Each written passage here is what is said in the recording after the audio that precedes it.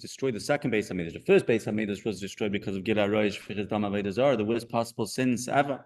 People were involved in murder, Gilui Arayos, immorality, Avodah Zarah. And the second Beis Hamikdash, the Gemara says, because it was Sinas Chinam. Sinas Chinam. So Sinas Chinam, what exactly does that mean? Is a discussion for itself, but certainly Lo Sachmod is an Aveira which is connected to the mitzvah. Lo Sachmod is not to desire other people's belongings, certainly stems and is connected to the union of Avas Yisrael. In fact, as all mitzvahs bein Adonai Aveira are, but in fact there's a specific connection between the mitzvah of Lo Sachmod and Avas Yisrael. The Medrash, which the Ramban brings in the beginning of Parashas Kedoshim, connects different things in the beginning of Parashas Kedoshim to the Aseres HaDibros. And according to the way it lines up all the different mitzvahs over there, it says that V'hafta l'reich l'kamoich, which is in Parashas Kedoshim, actually is corresponding to Lo Sachmod. And we'll soon maybe talk a little bit towards the end of the Shiur, what's the connection? Why is that specific? Of course, every bein Adonai Chaveru mitzvah is that if you treat someone the way you would want to be treated yourself, V'hafta l'reich l'kamoich, so then obviously you're not going to engage in the different Isurim. But what's the specific connection between Lo Sachmod and Avos Yisrael? So either way, it's an appropriate topic for this period of time when we're talking about the 3 weeks. And the reason why the Beis Hamikdash was destroyed is because of the union of Avos Yisrael, or lack of Avos Yisrael, shall we say? So Sinas Chinam. So the mitzvah of Lo Sachmod is certainly connected to this. The Medrash makes a direct connection, which we'll maybe go into a little bit more in detail soon. So it's certainly an appropriate topic for this period of time. So even though I didn't have it in mind when I chose it, at least not consciously, but min hashamayim, the topic has a connection certainly with the 3 weeks and leading up to the Tisha B'av, which is the day we're commemorating the Korban Habayis. Okay, so originally, whenever we speak about halacha, and whenever we speak about specifically about Bein Adonai Chaveru, we have to remember that sometimes we can emphasize the halacha. What do I mean by this? What I mean by this, specifically with Bein Adonai Chaveru, even more importantly, right? Because sometimes the halacha is the law, right? But the law is supposed to reflect. It does reflect something, the spirit of the law, right? That the halachas of Lo Sachmod or any mitzvah which has been Bein Adonai Chaveru is supposed to reflect an attitude that we're supposed to have towards one another. Right, so if we get sometimes a little bit too obsessed with the halacha, sometimes we might miss the larger context, and sometimes we might say, "Oh, am I allowed to be mean?" You're looking into a safe where they're allowed to be mean in this instance. You're going to find that obviously that's not what halacha is meant for. So I'm going to try a little bit in the Shiur to do both halacha and hashkafic. This reminds me of a story actually. The story goes like this: that Rabbi Aaron Lichtenstein was a Rosh Yeshiva in Gush. He was the son-in-law of the Rabbi J.B. Soloveitchik. So when he first moved to Eretz Yisrael, he was an American boy, and he was married he was also the son-in-law of Rabbi Soloveitchik, right? Yeah, but he was a Talmud and son-in-law of Rabbi J.B. Soloveitchik. So when he first moved from America to Israel, he couldn't make calls very often. So one time, after a few months, he calls his father-in-law, he calls Rabbi Soloveitchik, and Rabbi Soloveitchik is asking him, what's it like in Eretz Yisrael? What's the story? It wasn't like now. Everyone knows what's going on in the split second because, we have media, we have the internet and so on and so forth. In those days, even a phone call would cost a lot of money. It was rare. So Rabbi Soloveitchik asked his son, well, what's the story? What's going on in Eretz Yisrael? So he tells him the standard of learning in Eretz Yisrael is lahafli. It's way better than here than by you in America. And I'll give you an example. I was walking down the street in Yerushalayim, and there was a secular Jew whose car broke down.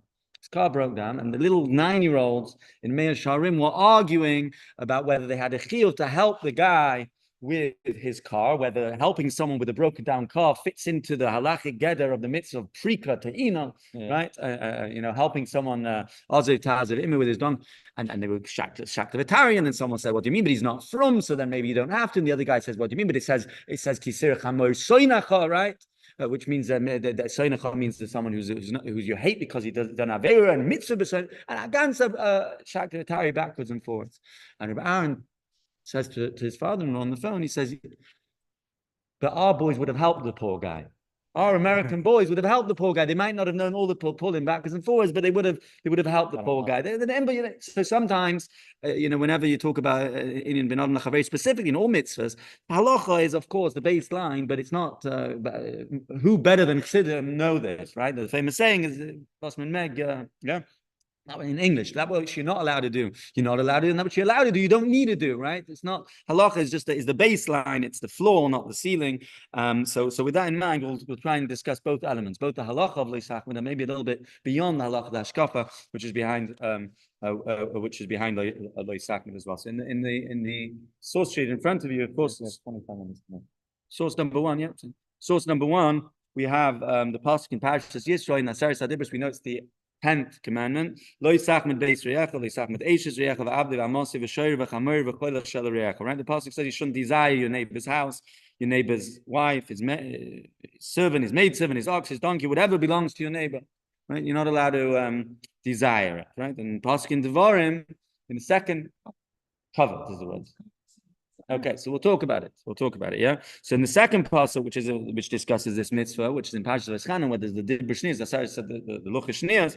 So it's basically the same. It's slightly different there. Besides, we're saying v'lo sachmod eishes re'echa, v'lo sachmod, not to desire, not to covet. It also says v'lo sisava, and you shall not desire.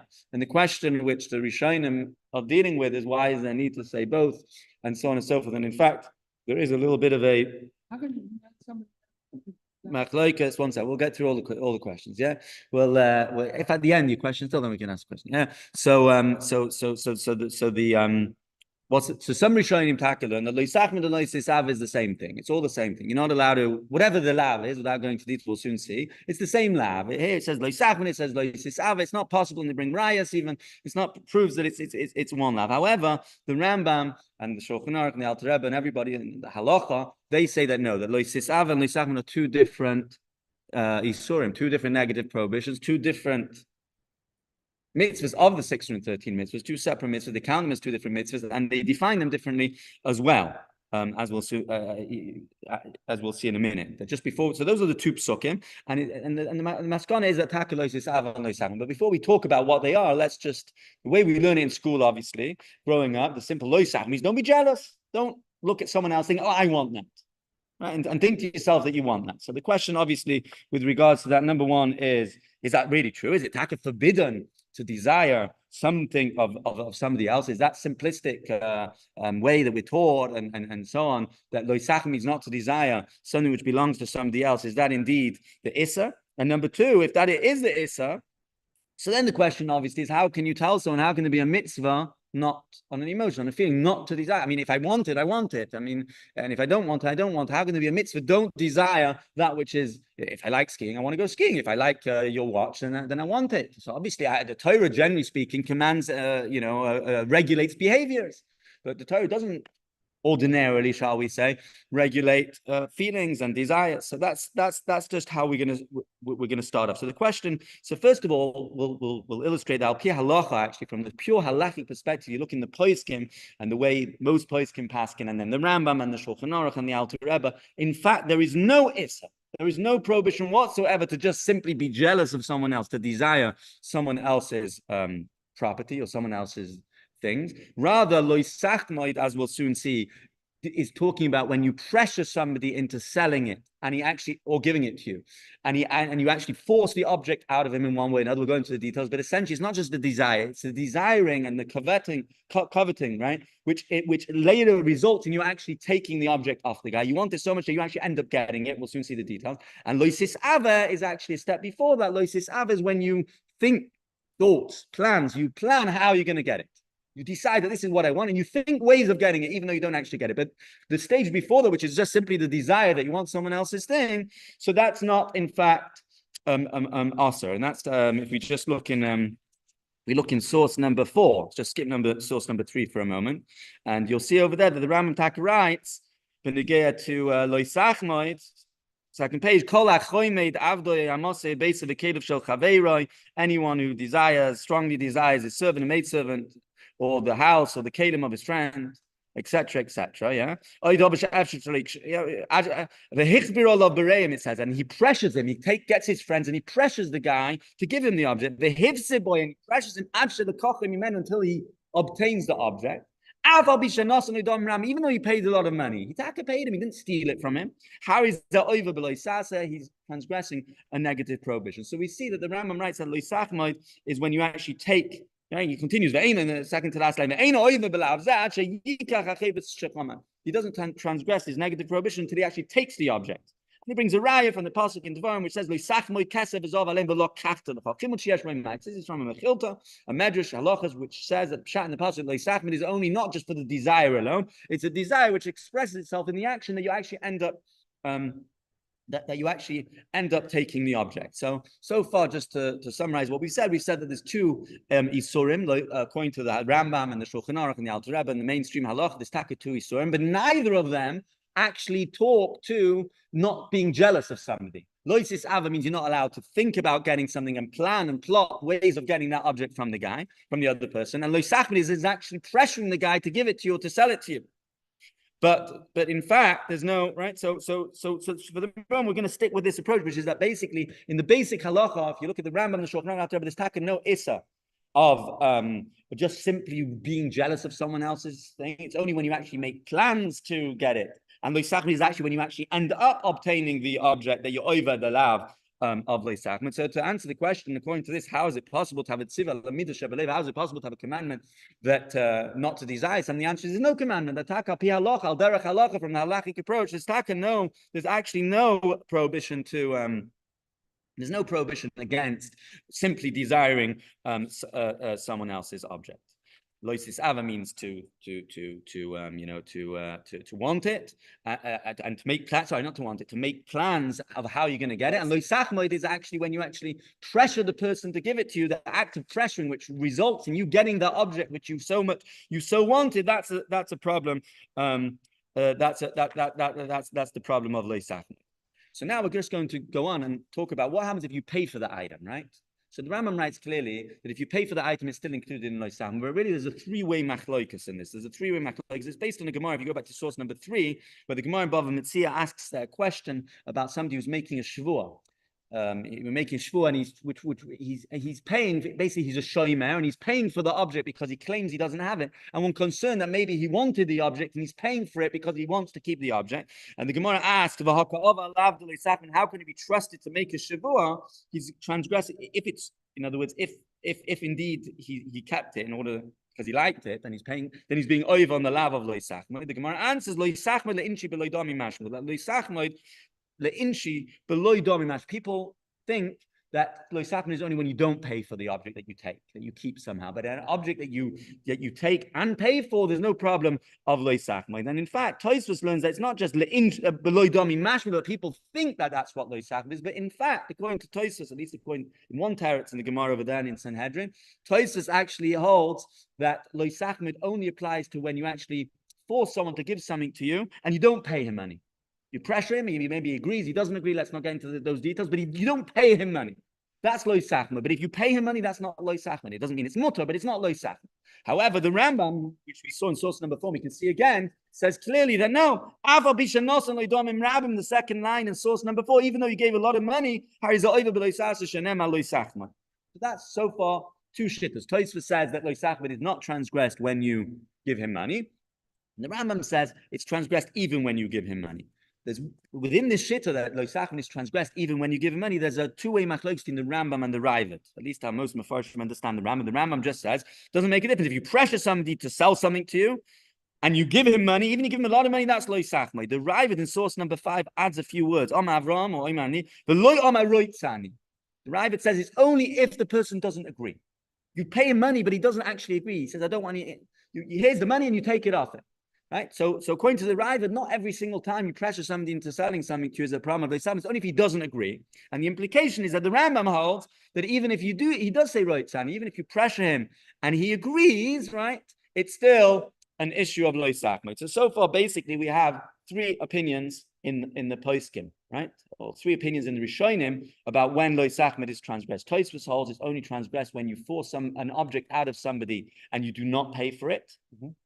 You pressure somebody to give you an object, you do not pay for it. The Rambam holds, let's go in order. The Ravid holds is when you pressure somebody to give something to you and you pay for it, but he doesn't actually agree. He doesn't say roitzan. He doesn't ultimately end up agreeing and saying it's okay here. I'm giving it to you out of my own goodwill. I can agree. What's that I'm saying? And the Rambam writes, and the Rambam the way that Klein learned the Rambam, the way everyone learns the Rambam, is that the Rambam holds doesn't make a difference. If you pressure somebody to sell something that he wasn't really interested in selling, right? He wasn't really, and you pressured him to sell it, even though ultimately at the end of the day he agreed, that's still a problem of Lo Sachmod. It's the chemda, desiring. It's the fact that you really wanted this thing and you pressured somebody who wasn't really interested. He wanted it for himself and you pressured him. Even at the end of the day, he agreed. It's a problem of Lo Sachmod. What were you going to say? So if you paid for it according to the Ravid and whatever, according to the Ravid, if you pay for it, you are. The person didn't agree, which means if I say here's $1,000 and I take your hat, even though you were screaming, no, I want my hat, I don't. That's Lo Sachmod. But if you agree, if you readily say, oh, you give me $1,000, sure, take my hat, right? Then it's not a problem of Lo Sachmod. And the Rambam would say that it's still Lo Sachmod. Right. If you force a guy into bankruptcy, now he has to sell, and you wanted that item the whole time. Right. Exactly. So that's the three-way machlokes, and in fact, the So that's the three-way machlokes, and obviously the halacha. I mean, I think it's pretty clear. Follows the Rambam actually, the Torah, the Shulchan Aruch, the Alter Rebbe, everybody. When they codify the halacha, when they talk about the halacha, they basically paraphrase the words of the Rambam. That even if you give a lot of money, it's Lo Sachmod, and they don't say anything about him not needing, like only if he didn't agree to give it. Even if he agreed, it's still an issue of Lo Sachmod. And so now the question then becomes, what's considered pressure, right? The Rambam writes, in source number 4, which means you get friends to pressure him to sell this object. So then it's a problem of Lo Sachmod. But what's exactly the categorization of what's considered pressure? What's considered pressure? That's one question. The other question is it only if you pressure him to sell it? What happens if you pressure you pressure somebody to give you something? And then he gives it to you. Is it also included in Lo Sachmod or not? Let's just put a donation going on. Stick within the round, huh? A donation, right? Exactly. Very good. If you pressure somebody, so there's a whole discussion, by the way, whether money is considered because money is money. It's more like you have an object, and I want that object. Yeah. So there's a discussion, but so you have kids the whole time. You see kids do it the whole time, right? Kids pressure people. I want that candy of yours, yeah, and they end up giving it to you. So obviously the kids are not responsible, right? But that's probably the most that's if you say that Lo Sachmod applies to gifts as well, then it's pressuring somebody to give something that he doesn't really want to give, even though in the end he ends up giving and he ends up agreeing to give it to you. It's a problem of Lo Sachmod. So Lemaisa, if it's high nefesh, if something you need to survive, or if it's something that's even you have to steal something in order to survive. Nefesh. So right. So let's just talk about that a little bit. First, the second question first, right? The gifting, right? If I force you to give something, I don't force you to sell it to me. So many achronim will say there's no difference between the two. There's no difference between whether I press you to sell something or I press you to give me something. At the end, you didn't want to give it to me, and now you're ending up giving it to me because, as a result of the pressure that I applied on you, that's a problem. That's a problem of Lo Sachmod. That's a problem of Lo Sachmod. And in fact, look at Rabbi Yisroel, one of the Rishonim in Shari Tshuva, who writes clearly such a thing. He says, source number 7. He writes,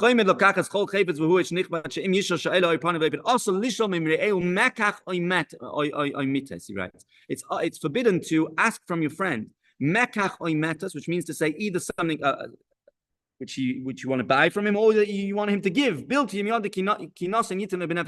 you know for sure that someone wants to give you something, benefesh chafetz means he really wants to give it to you of his own goodwill. If you're pressuring him, and the lashon Rabbi Yisroel is mekach oy metas, which means to say either a sale or a matana.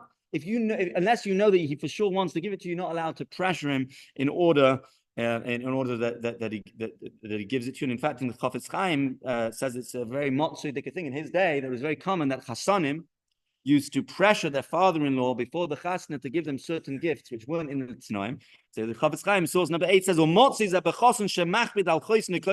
it's very common with chasanim that they pressure their future father-in-law before the chasna.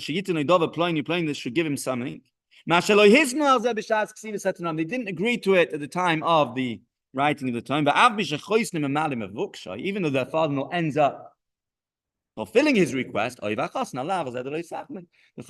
is going to be transgressed.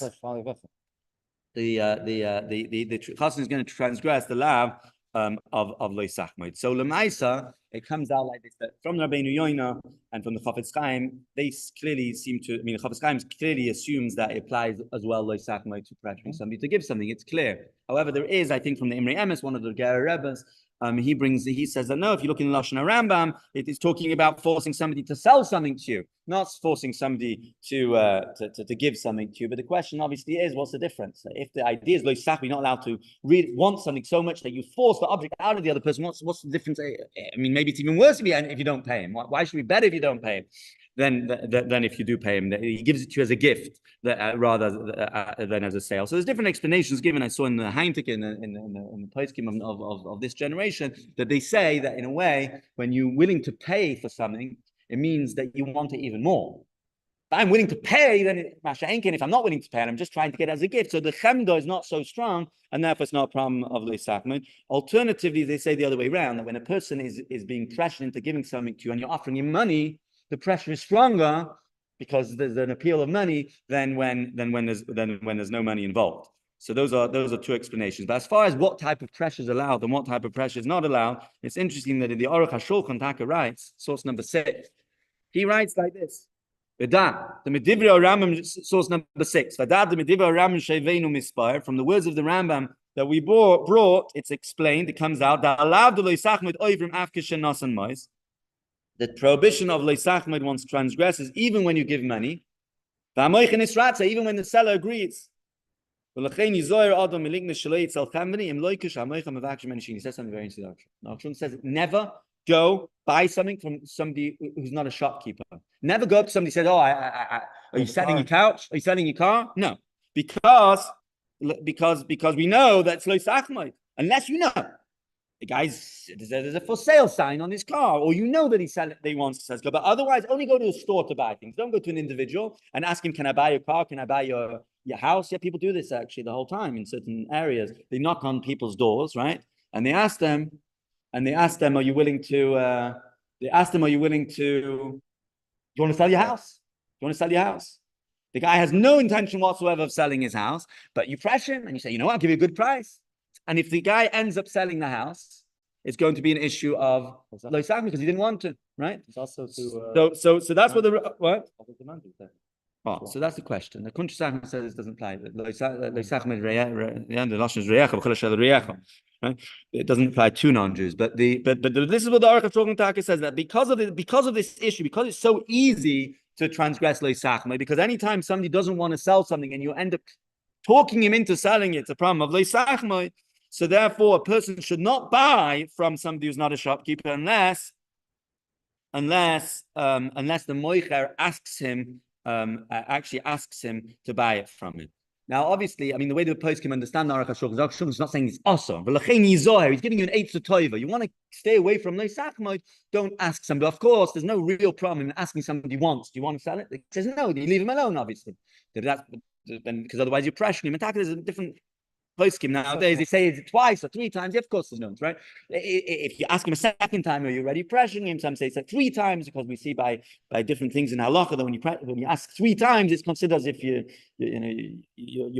like pressuring him. You're like, even with mechila, we say you ask 3 times, he doesn't agree, then that's it, right? Because 3 times is already considered the maximum you ask someone for something. It's a normal way. So there's different opinions exactly what pressure means, but certainly if you ask them, that's not pressure. I'm asking you, are you interested in selling your car? If you say no and you continue, then it could possibly, according to some opinions, be already pressuring. And if he ends up selling to you, it's a problem. It's a problem of Lo Sachmod. So that's a little bit about the gather of the pressure. There's an interesting actually. Some interesting chuvas on this topic. I'll just say one, which is somebody asked Dain Fisher, I think his name is Rabbi Fisher, in the Eidach Haredis, not so long ago. So he has a chuvas called Rabbi Yisroel, I think it's called, and he says, by the way, just before we get to pressuring to gift something to somebody, that someone should gift. The Ger Rebbe, the way he deals with Rabbeinu Yoinu seems to say clearly otherwise. He says either Rabbeinu Yoinu is a das yachid, right? Because we pass out the Ram, or anyway, a lot of things in Shari Chur are midas chsidus, right? Even if it says in the Lashon of also, it's midas chsidus taka not to pressure. It's not technically a problem. But with regards to this issue of pressuring somebody to give something, there's a very interesting shaila that somebody asked this Rabbi Fisher, this Dayan on Eidach Haredis. He said that my parents are pressuring, my sister is deadly ill, and my parents are pressuring me to give my kidney. Rabbi